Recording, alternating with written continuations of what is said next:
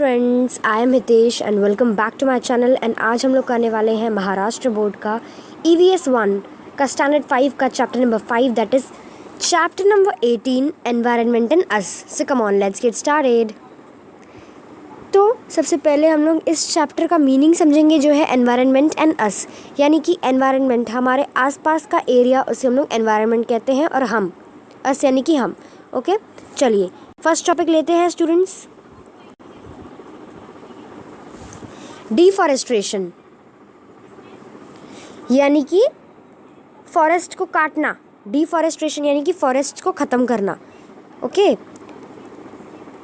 The population of the world is now close to 600 crore. Man is developing new technology to meet the needs of all of these people and is using up more and more land and water resources for this purpose.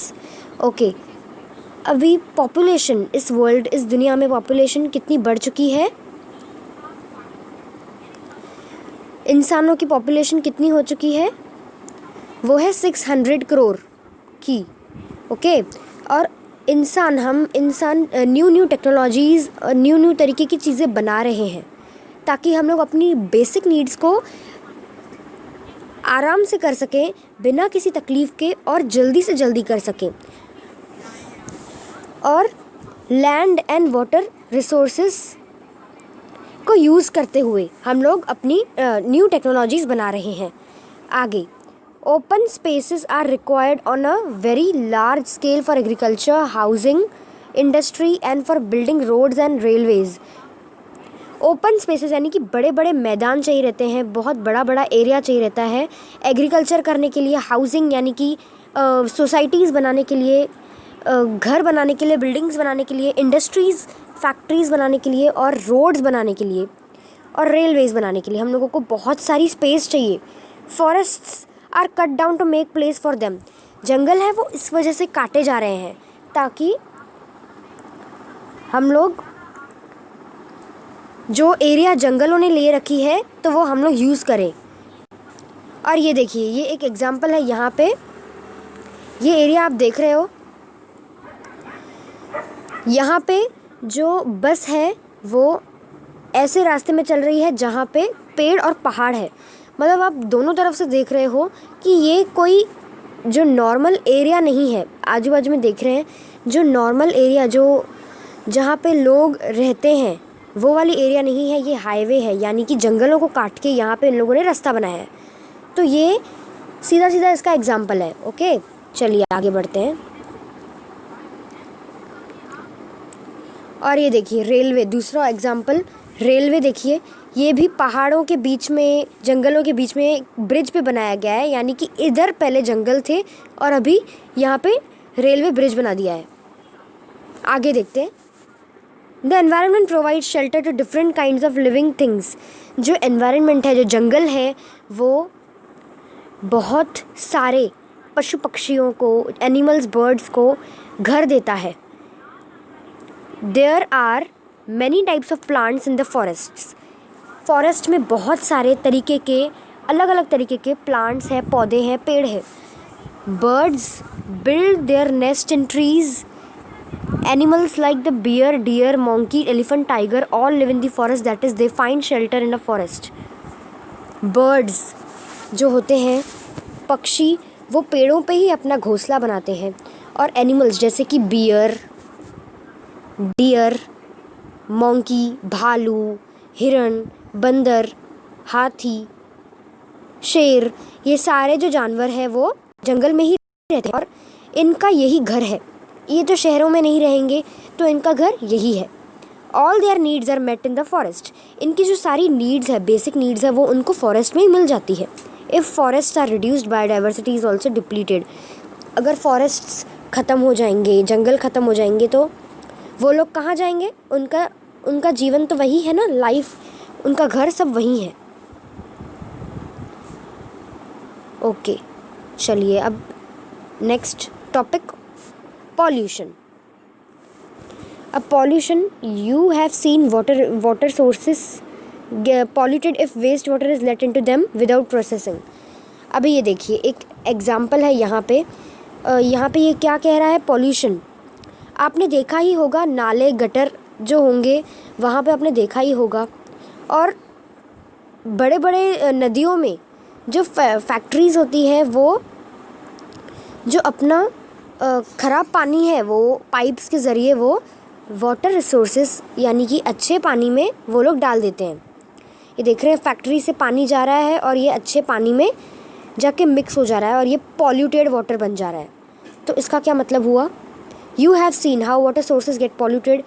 आप देख ही रहे हो कि water sources जो है, natural waters हैं, वो कैसे पॉल्यूटेड हो रहे हैं if waste water is let them into without processing. बिना प्रोसेसिंग करके वेस्ट वाटर इस अच्छे पानी में डाल रहे हैं तो वो कितना ख़राब हो रहा है। Waste water flowing out from a factory into the surroundings.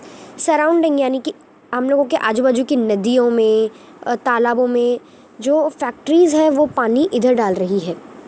यहाँ पे इस इमेज में यही देख रहे हैं आप लोग।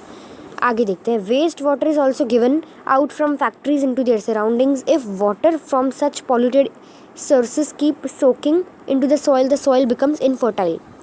Waste water is also given out from factories into their surroundings. Factories से वेस्ट वाटर को डाला जा रहा है।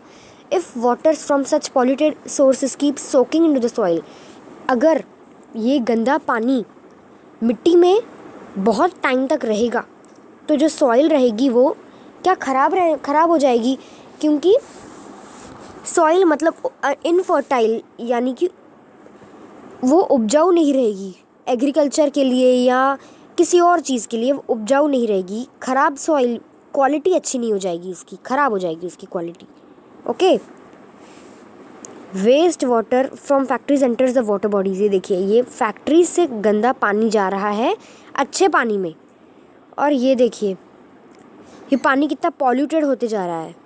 तो हमें फैक्ट्रीज़ को ऐसा नहीं करना चाहिए। Chemical fertilizers and pesticides are used on a large scale for agriculture.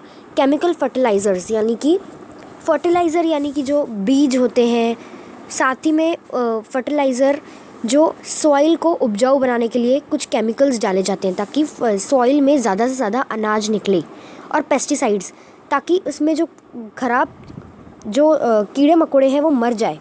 Pesticides यानी कि वो कीड़े मकोड़े मारने की दवाई बहुत ज़्यादा यूज़ की जाती है एग्रीकल्चर के लिए। ये दो चीज़ें, केमिकल फर्टिलाइज़र्स, केमिकल्स सॉइल के लिए, और पेस्टिसाइड्स यानी कि जो कीड़े मकोड़े मारने की दवाई एग्रीकल्चर में बहुत ज़्यादा यूज़ की जाती है। दे सीप इनटू द सॉइल और finally flow into the reverse with rain water. वो सॉइल के अंदर चले जाते हैं, एकदम ऐसे उसके अंदर ही हो जाते हैं, डिज़ोल्व हो जाते हैं। सीप यानी कि एकदम घुल जाना, सॉइल में घुल जाते हैं, और वो पानी के बाकी जो ऊपर से पानी डालेंगे हम लोग उसे उगाने के लिए जो पानी डालेंगे उससे वो फ्लो होते होते वो रिवर में चला जाएगा। ये भी एक पॉल्यूशन है पानी का। फर्टिलाइज़र से भी पॉल्यूशन होता है। ओके, आगे, due to several such reasons water and soil get polluted. इन कारणों की वजह से वाटर, पानी और मिट्टी ख़राब हो रही है। This is dangerous for the plants and animals there. ये बहुत ही ख़तरनाक है किन के लिए, प्लांट्स यानी कि पौधों, और एनिमल्स यानी कि जानवरों के लिए जो वहाँ पे रहते हैं। Their numbers reduces and eventually they die out all together, that is they become extinct.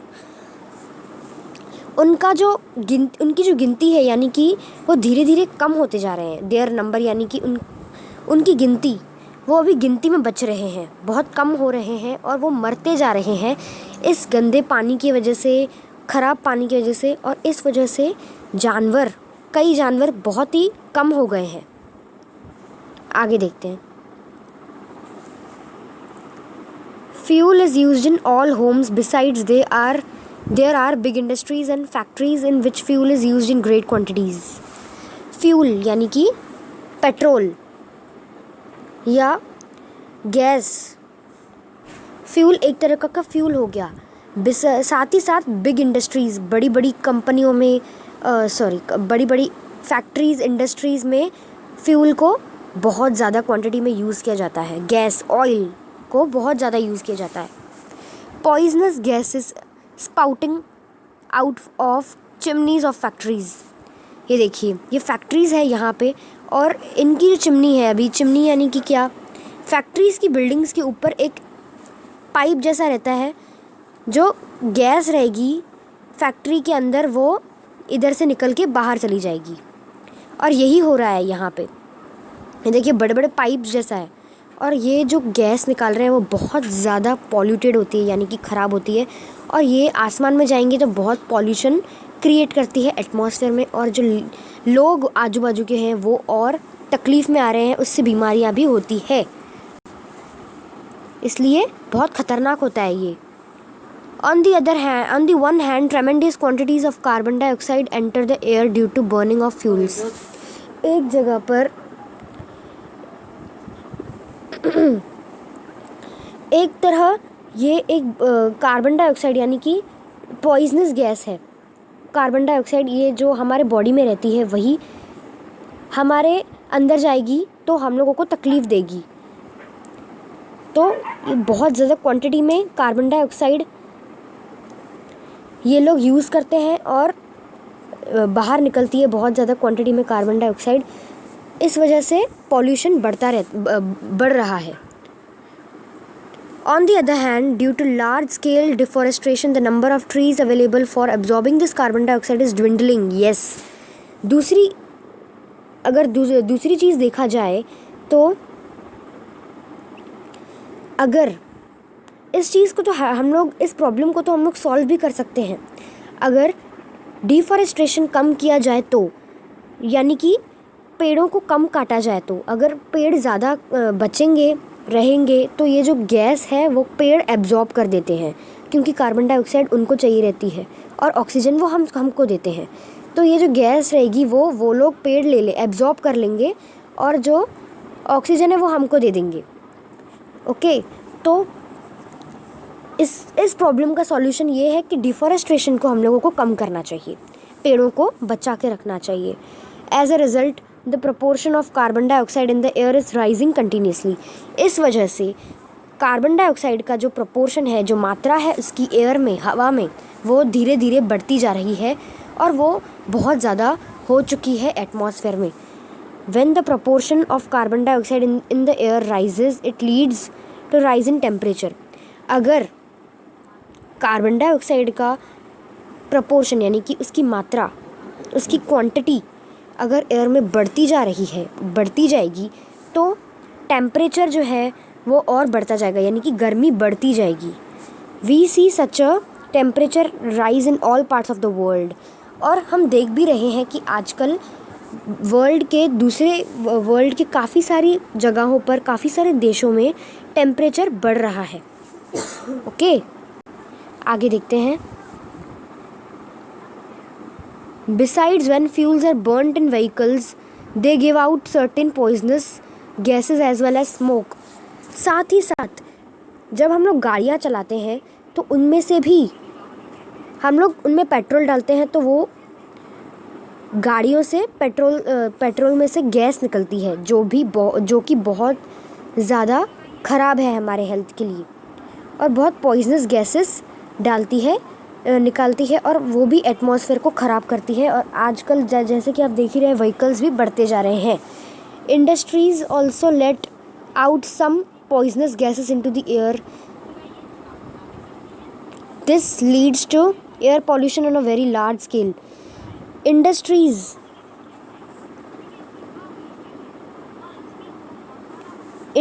Also let out some poisonous gases into the air. Industries भी इस तरह की ख़राब गैसेस बाहर छोड़ रही है एयर में, और ये भी बहुत ज़्यादा पॉल्यूशन कर रहा है लार्ज स्केल, यानी कि बहुत ज़्यादा पॉल्यूशन हो रहा है. आगे देखते हैं.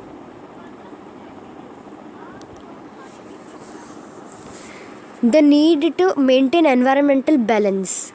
अभी हम लोगों ने ये तो जान लिया कि इन चीज़ों से क्या तकलीफ़ होती है और इनके क्या रिएक्शंस है एनवायरनमेंट में.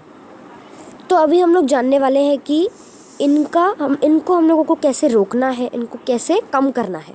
Okay, due to human intervention in nature, large scale changes are taken place in the air, water and land। जब से इंसान ने नेचर में कदम रखा है, स्टार्ट किया है नेचर में क्या बोलते हैं उसको, इंटरफेयर करना स्टार्ट किया है, तब से जो नेचर में बहुत ज़्यादा चेंजेस आए हैं। उसमें है किस में चेंजेस आए हैं, एयर, वाटर और land. Also these non living और abiotic components are getting polluted. और हाँ, इनसे बहुत ज़्यादा पॉल्यूशन हो रहा है लिविंग थिंग्स और नॉन लिविंग थिंग्स का। As a result the existence of living things is threatened while several living things are already become extinct। इसलिए जो लिविंग थिंग्स यानी कि जीवन, लाइफ का जो एग्जिस्टेंस है, जो अस्तित्व है यहाँ पर, वो यानी कि सारे लिविंग थिंग्स को, जानवरों को, पशु पक्षियों को, छोटे छोटे से बड़े बड़े कीड़े मकोड़े और छोटे से बड़े तक जानवरों को और इंसानों को बहुत बड़ी चेतावनी है, यानी कि थ्रेट, धमकी है। हम लोगों को वार्निंग है कि हम लोग अगर ज़्यादा पॉल्यूशन करेंगे तो हम लोगों को ही तकलीफ़ होगी। और इस वजह से तो काफ़ी सारे लिविंग थिंग्स, काफ़ी सारी जो लिविंग थिंग्स है वो कम हो चुकी है, शेर भी कम हो गए हैं। ये एक एग्जाम्पल है यहाँ पे दिया है आपको, शेरों का ये जो एनिमल है इंडियन चीता, इसका एक एग्जाम्पल दे रहा हूँ। ये बहुत ही एक्सटिंक्ट यानी कि कम हो गया होना, बहुत ही कम हो गए हैं ये चीता, क्योंकि पॉल्यूशन और भी बहुत सारे प्रॉब्लम्स हैं। इस वजह से और भी काफ़ी सारी प्रजातियाँ कम हो गई है। Okay, if one factor of the environment is damaged, it's relationship with other factors also get affected and environmental balance is disturbed. अगर किसी एक चीज़ को हम लोग तकलीफ़ देंगे एनवायरनमेंट में, तो उसकी जो रिलेशनशिप है दूसरी फैक्टर्स यानी कि दूसरी चीज़ों के साथ, वो भी अफेक्ट करेंगी, उस पर भी असर पड़ेगा। और एनवायरमेंटल बैलेंस यानी कि जो नेचर का बैलेंस चल रहा है, साइकिल चल रहा है, वो डिस्टर्ब हो जाती है, उसमें अड़चन आ जाती है, तकलीफ़ आ जाती है। From time to time some of the living things on the earth become extinct. समय आता जा रहा है, time to time living things, काफ़ी सारे जानवर और काफ़ी सारे पक्षी धीरे धीरे ख़त्म होते जा रहे हैं। But today this process is taking place at a much faster rate. पर आज ये जो प्रोसेस है कम होने का, जानवरों का या किसी भी लिविंग थिंग्स का कम होने का, बहुत फास्ट हो रहा है, बहुत तेज़ी से बहुत सारी लिविंग थिंग्स कम होती जा रही हैं। This is a threat for the whole living world. ये एक वार्निंग है पूरी लिविंग वर्ल्ड के लिए, एक वार्निंग है, लोगों के लिए वार्निंग है। आगे देखते हैं, our needs and the environment. हमारी नीड्स क्या है एनवायरनमेंट में? Food, water and clothes are the needs of all people. Food, water, clothes, खाना, पानी और कपड़ा, ये हर एक इंसान की ज़रूरत है। We use a lot of things to meet this needs. हम बहुत सारी चीज़ें करते हैं, बहुत काम करते हैं, बहुत मेहनत करते हैं इन तीनों चीज़ों के लिए, को कमाने के लिए, को लेने के लिए। Okay, besides we use many means and devices for the purpose of study, sport, hobbies and entertainment. साथ ही साथ हम लोग और भी चीज़ों का सुख लेते हैं, जैसे कि स्टडीज़, पढ़ाई, स्पोर्ट यानी कि गेम्स, खेलना कूदना, हॉबीज़ यानी कि हम लोगों का डेली रूटीन, एक्स्ट्रा चीज़ें, और एंटरटेनमेंट यानी कि मनोरंजन, हम लोगों को जो अच्छी लगती है चीज़ें वो। We even stock up these things so that they will available to us whenever we need them. ये इन चीज़ों को हम लोग अपने घर में संभाल के रखते हैं, भर के रखते हैं, ताकि जब भी हमें इन चीज़ों की ज़रूरत पड़े तो हम लोग इन्हें कभी भी चालू कर सकते हैं, यूज़ कर सकते हैं, जैसे कि टीवी, मोबाइल, लैपटॉप एंड बहुत सारी चीज़ें हैं।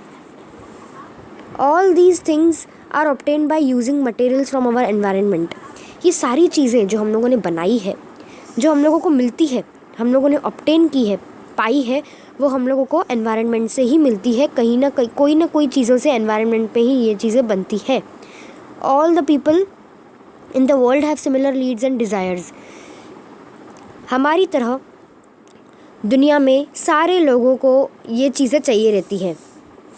बेसिक नीड्स फूड, वाटर और क्लोथ्स के साथ साथ हम लोगों को एंटरटेनमेंट और भी चीज़ें चाहिए रहती हैं। As a result the environment is being degraded rapidly. इस वजह से इसलिए एनवायरनमेंट जो है वो धीरे धीरे ख़त्म होती जा रही है। We need to be aware that we ourselves are a part of nature. हम लोगों को इस बात का ध्यान रखना चाहिए कि हम भी नेचर यानी कि एनवायरनमेंट का ही एक पार्ट है। If the balance of nature is disturbed it will adversely effect human beings too. अगर एनवायरनमेंट नेचर का जो बैलेंस है वो डिस्टर्ब हो गया तो वो हम पर भी असर देगा। Okay, we need to take steps to prevent the degradation of the environment. हम लोगों को इसके लिए कुछ स्टेप्स लेने पड़ेंगे, कुछ काम करना पड़ेगा ताकि एनवायरनमेंट को ख़त्म होने से रोकें। The steps should mainly include using our means frugally and recycling used articles. हम लोगों को बहुत सारे ऑप्शंस हैं पॉल्यूशन को कम करने का, एनवायरनमेंट को बचाने का, और वो है कि ज़्यादा से ज़्यादा चीज़ों को रिसाइकल, यानी कि अगर हम लोगों ने एक चीज़ को यूज़ किया है तो उसको फिर से रिसाइकल यानी कि उसको फिर से यूज़ करना है, उसको ठीक करके फिर से यूज़ करना है।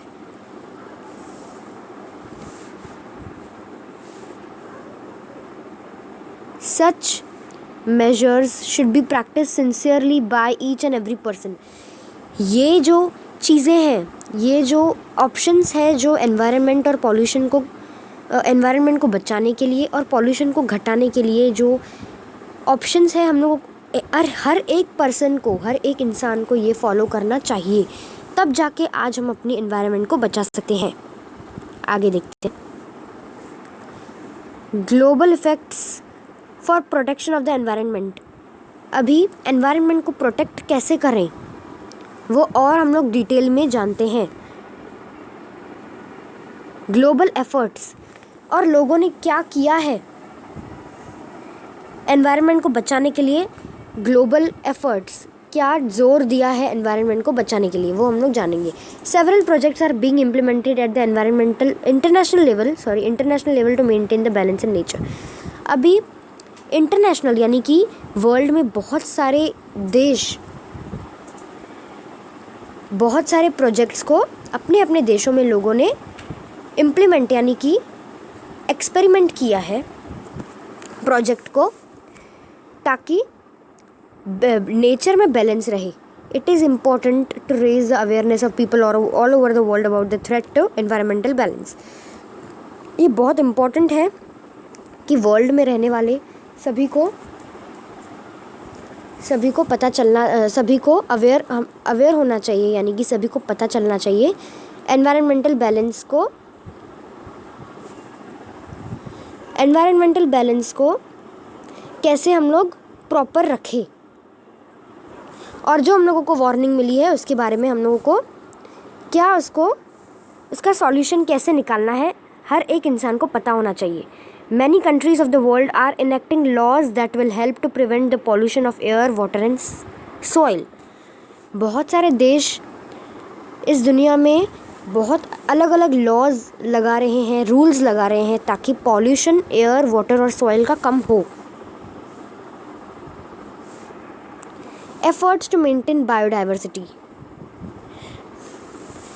यानी कि नेचर को मेंटेन करने के लिए क्या क्या एफर्ट डाले गए हैं वो हम लोग अभी पढ़ते हैं। Biodiversity parks, An area which is reserved for the purpose of protecting and conserving the biodiversity of a region is called biodiversity park. एक पर्टिकुलर एरिया, एक प्रॉपर एरिया दी जाती है एनिमल्स को प्रोटेक्ट करने के लिए और उनकी हैबिटेट, उनकी खुद की ज़िंदगी में, उनकी लाइफ में जीने के लिए एक एरिया बनाई जाती है जिसे कहते हैं biodiversity park.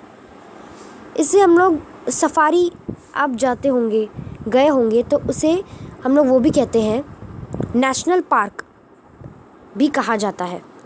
In these parks biodiversity is both preserved and studied. In parks में हम एनिमल्स को देखने जा भी सकते हैं और ये अपनी लाइफ में आराम से अपनी तरह रह भी सकते हैं। people visiting such a park enjoy being close to nature. This leads to more concern for nature. लोग ये एक टूरिज्म के लिए भी जाते हैं और नेचर को एंजॉय भी करते हैं लोग वहाँ जाकर, और ये दिखाता है कि इंसान को भी नेचर कितना पसंद है। National parks, some areas which are important for the protection and conservation of wildlife are reserved for them. National parks भी वही हुआ, कुछ एरियाज़ को जो इम्पोर्टेंट होती है उनको प्रोटेक्शन के लिए, वाइल्ड लाइफ की प्रोटेक्शन, यानी कि आज जंगल कम हो रहे हैं तो जंगलों की प्रोटेक्शन और वाइल्ड लाइफ को संभाल के रखने के लिए रखा जाता है उन एरियाज़ में। नेशनल पार्क्स, जंगल सफारी करने के लिए आप जाते होंगे और इंडिया में बहुत सारे ऐसे नेशनल पार्क्स हैं। For example Kaziranga national park, Tadoba national park और बहुत सारे नेशनल पार्क्स हैं। काज़ीरंगा नेशनल पार्क एक बहुत फेमस है जो कि असम में है। तैडोबा भी बहुत ही फेमस नेशनल पार्क है। Centuries, certain forest areas are reserved for the protection and conservation of a particular animal or plant. Such a reserved area is called a sanctuary. For example, the Radhanagari sanctuary for bisons. अभी forest areas कुछ संभाली जाती है, protect की जाती है किसी एक एनिमल और प्लांट, किसी एक ही एनिमल, कोई एक स्पेसिफिक एनिमल होगा जो वहाँ का फेमस होगा, और कोई भी प्लांट, एनिमल या फिर प्लांट, उसके लिए एक सेंचुरी यानी कि एक एरिया बनाई जाती है ताकि वो प्रोटेक्टेड भी रहे और लोग भी उसे आराम से देखने के लिए आए। एक एग्जांपल यहाँ पे दिया है, राधानगरी सेंचुरी फॉर बिसन्स, यानी कि भैंस, बिसन्स यानी कि भैंसों के लिए एक सेंचुरी बनाई गई है क्योंकि वहाँ की भैंसों में कुछ ऐसा एक क्वालिटी है, इस वजह से उनके लिए एक अलग सेंचुरी, एक अलग एरिया दिया है। If the plants on the earth are destroyed, the numbers of animals also falls. That is why it is necessary to protect plants in forests. Okay, तो अगर प्लांट्स इस दुनिया में ख़त्म कर दिया जाए, काट दिए जाए, डिस्ट्रॉय कर दिया जाए, तो एनिमल्स भी नहीं बच पाएंगे, और इसलिए हम लोगों को प्लांट्स को भी फॉरेस्ट्स में बचा के रखना चाहिए। If deforestation is stopped and instead tree plantation is stepped up, animals that depend on plants will get protection and thrive. अगर डिफॉरेस्टेशन को स्टॉप कर दिया जाए, इसके जगह पर, डिफॉरेस्टेशन करने की जगह पर ट्री प्लांटेशन यानी कि और ट्रीज़ को उगाया जाए, तो एनिमल्स जो प्लांट्स पे डिपेंड होते हैं उनको और भी प्रोटेक्शन मिलेगा और वो लोग अपनी लाइफ में खुश भी रह पाएंगे। ये देखिए, अभी काज़ीरंगा नेशनल पार्क में आपको ये राइनोसोरस फेमस मिलेगा। इनके लिए एक अलग से पार्क, अलग से तो नहीं, यहाँ पे और भी जानवर है, बट ये काज़ीरंगा में ये बहुत फेमस है। और ये बिसन्स, बताया मैंने आपको बिसन्स के बारे में, वो सेंचुरी है राधानगरी सेंचुरी, इनके लिए बनाया गया है। ओके, चलिए अब हम लोग जल्दी से इसको ख़त्म कर देते हैं।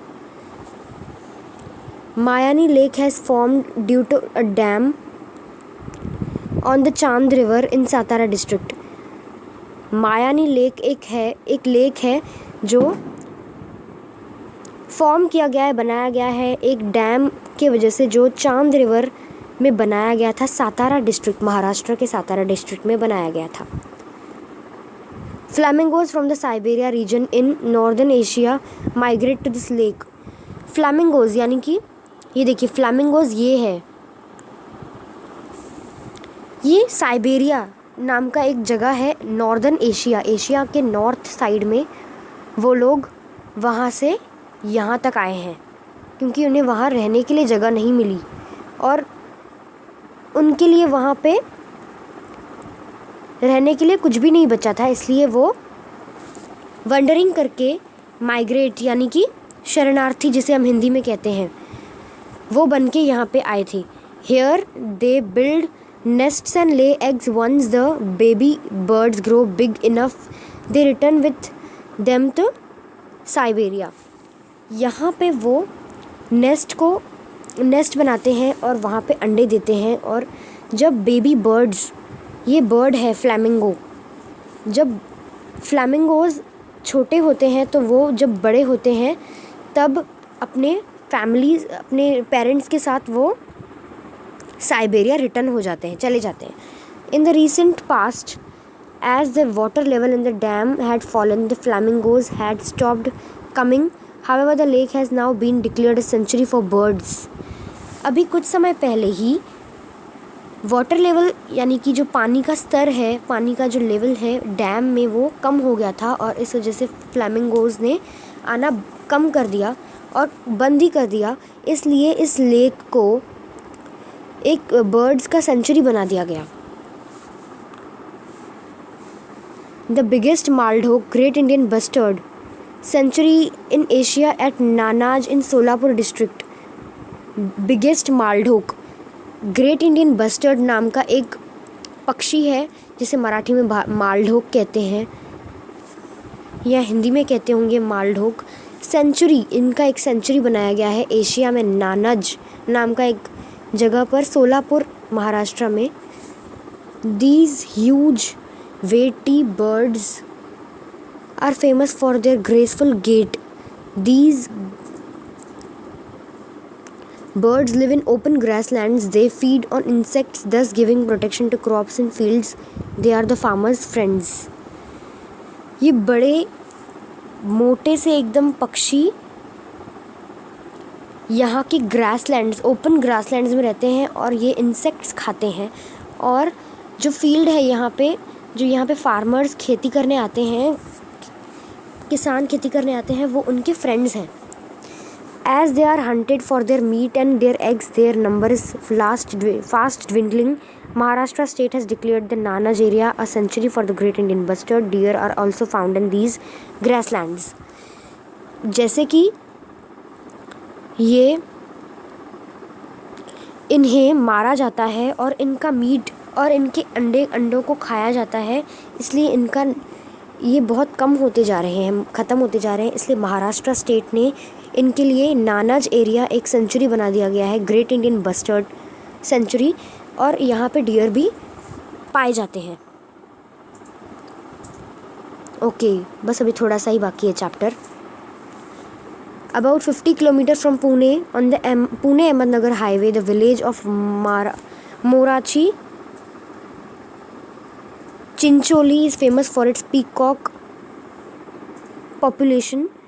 50 किलोमीटर दूर पुणे से, पुणे अहमदनगर हाईवे पे एक विलेज है मोराची चिंचोली, वो फेमस है पीकॉक पॉपुलेशन के लिए।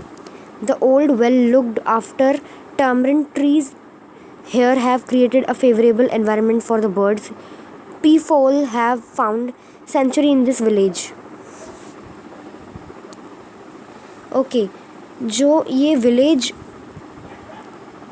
ये बहुत पुराना और बहुत ही अच्छा दिखता था, ये विलेज दिखता है, इसलिए जो टैमरिन यानी कि इमली के पेड़, यहाँ पे इनका एक फेवरेबल एनवायरनमेंट यानी कि इनका फेवरेट पेड़ बन गया है बर्ड्स के लिए, और इसलिए ये विलेज अब इनके लिए एक सेंचुरी बन गया है।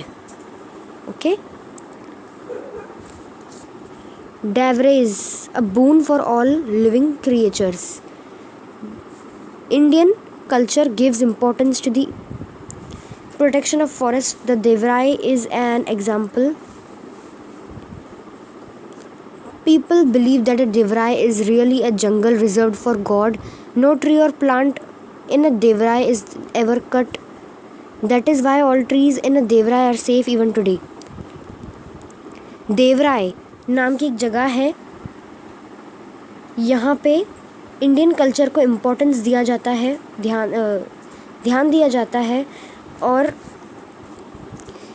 यहाँ पे देवराय, इस जगह पर भगवान वास करते हैं ऐसा माना जाता है। और यहाँ पे एक भी पेड़ पौधा कभी नहीं काटा गया है। इस वजह से यहाँ पे सारे पेड़ पौधे सेफ हैं। Maharashtra has many devrais. In Madhya Pradesh they are known as sharanvan. Devrais give shelter not only the plants but also to the animals that live there. Hence devrais और sharanvan vanas can be called the sanctuaries of ancient times. Maharashtra state में बहुत सारे देवराइज हैं और मध्य प्रदेश में इन्हें शरणवन कहा जाता है। और देवराइज जो है वो घर देते हैं प्लांट्स को, एनिमल्स को जो वहाँ पे रहते हैं, इसलिए इन्हें सेंचुरी कहा जाता है पुराने समय की। सो स्टूडेंट्स, अभी हम लोग ये व्हाट वी हैव लर्नड और ऑलवेज रिमेंबर पढ़ लेते हैं, इसके बाद इस वीडियो का एंड कर देंगे। Always remember, nature provides enough for every man's need but not for every man's greed. ये एक बहुत ही इम्पॉर्टेंट बात है, आप हमेशा याद रखिएगा। नेचर प्रोवाइड करती है हर एक मैन को उसकी नीड, खाना पीना कपड़ा सब देती है, पर उसकी लालच नहीं पूरी करती। ओके, ये एक अच्छी पॉइंट बताई है इन लोगों ने। First point, there are inter relationship between all living and non living things in environment. Environment में किसी न किसी के साथ हर एक चीज़ का रिलेशनशिप है, इसलिए हमें एनवायरनमेंट को कभी भी नुकसान नहीं पहुंचाना चाहिए। Different kinds, second point, different kinds of plants, animals and micro organisms are found in different regions. हर जगह अलग अलग तरीके के प्लांट्स, एनिमल्स और माइक्रो ऑर्गेनिजम्स, कीड़े मकोड़े अलग अलग जगह फाइंड किए जाते हैं, पाए जाते हैं। Third point, the balance between the cycles of the various gases in the atmosphere, the water cycle and food chains has been maintained for thousands of years. Balance between the cycles of the various gases in atmosphere, the water cycle and food chains has been maintained for thousands of years. Balance होना चाहिए water cycle में और food chains में जो कि बहुत सालों से संभाली जा रही है, तो हमें इन्हें नुकसान नहीं पहुंचाना चाहिए और एनवायरनमेंट में जैसा चल रहा है वैसे चलने देना चाहिए। Pollution of water is a threat to aquatic plants and animals. Pollution जो है वो एक वार्निंग है एक्वाटिक प्लांट्स, यानी कि जो प्लांट्स जो पानी में रहते हैं और एनिमल्स जो पानी में रहते हैं उनके लिए एक वार्निंग है। We shall all have to make efforts to stop the degradation of the environmental balance caused by human intervention. हम लोगों को efforts डालने चाहिए डिग्रेडेशन को ख़त्म करने का और environmental balance सही रखने का, जो कि ह्यूमन इंटरवेंशन यानी कि ह्यूमन ने जो इंटरफेयर किया है उसको स्टॉप करना चाहिए। Devrais national parks and sanctuaries are created for the conservation of plants and animals. Devrais national parks और सेंचुरीज़ ये क्रिएट किए जाती है conservation of plants and animals. Devrais national park sanctuaries बनाई जाती है प्लांट्स एनिमल्स को संभाल के रखने के लिए, उनको ख़त्म नहीं होने देना चाहिए हमें। ओके, सो स्टूडेंट्स, ये रहा मेरा आज का चैप्टर जो कि था चैप्टर नंबर 18 कंप्लीट कर दिया है। बहुत बड़ा चैप्टर था, बट आपको मैं पूरी उम्मीद करता हूँ आपको ये चैप्टर अच्छी तरह से समझा होगा। और आपको अगर मेरा एक्सप्लेनेशन पसंद आया है तो प्लीज़ मुझे कमेंट में ज़रूर बताइएगा। तब तक के लिए please like, share, comment and subscribe to my YouTube channel which is Hitesh Jhalani. And till then अपना ध्यान रखिएगा और keep growing and keep learning, and मिलता हूँ आपको अपने नेक्स्ट चैप्टर में, जो कि chapter number 19 constituents of food. So till then bye bye, see you in the next one.